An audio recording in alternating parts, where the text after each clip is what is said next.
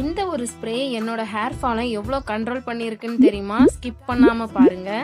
ஒரு மாசத்துக்கு முன்னாடி வரைக்குமே என்னோட ஹேர் ஃபால் எனக்கு ரொம்ப அதிகமா இருந்து கோம் பண்ணும்போதெல்லாம் கையில நிறைய ஹேர் வரும். ரொம்ப டென்ஷனா இருக்கும். என்ன பண்ணி இதை கண்ட்ரோலே பண்ண முடியாதான்னு யோசிச்சுட்டு இருக்கும்போது தான் நல்ல நேச்சுரலா ஒரு ஹேர் கேர் ரொட்டீன் ஸ்டார்ட் பண்ணலான்னு இந்த ரொட்டீனை ஸ்டார்ட் பண்ண ஆரம்பிச்சேன்.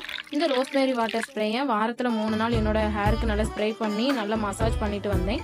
அப்புறமா இதுல காட்டுற வெந்தயம், செம்பருத்தி பூ, இலை, வேற ரோஸ்மேரி லீவ்ஸ் எல்லாத்தையுமே நல்லா மிக்ஸ் பண்ணி அரைச்சி அதை ஒரு பேஸ்ட் ஆக்கி ஒரு நல்ல ஒரு ஹேர் பேக் மாதிரி என்னோட ஹேருக்கு வாரத்துல 2 நாள் என்னோட ஹேர்ல அப்ளை பண்ணிட்டும் வந்தேன்.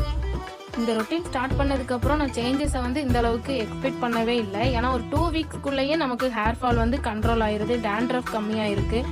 தலை வரும்போது இப்போ ஃபர்ஸ்ட் இருந்த அளவுக்கு முடி ரொம்ப கழியலை, கம்மியாக தான் இருக்கு. அதனால டிஃப்ரென்ஸ் ரொம்பவே நல்லா தெரியுது. இன்னொரு முக்கியமான விஷயம், ஹேர் பேக் அப்ளை பண்றீங்க ஹேருக்கு அப்படின்னா உங்க ஹேர்ல நல்லா ஆயில் அப்ளை பண்ணிட்டு ஹேர் பேக் அப்ளை பண்ணுங்க. இது ஒரு மாசத்துக்கு முன்னாடி எனக்கு ஹேர் ஃபால் ஆனது. இது இப்போ ஹேர் ஃபால் ஆயிட்டு இருக்குது. இன்னும் பெட்டர் ரிசல்ட் வரல, ஆனா கண்டினியூஸா யூஸ் பண்ணிட்டு இருக்கேன். எப்படி இருக்குன்னு ரிசல்ட் பார்ப்போம். அதை நீங்க தெரிஞ்சுக்கணும்னா என்னை ஃபாலோ பண்ணியும் மறக்காதீங்க. பாய்.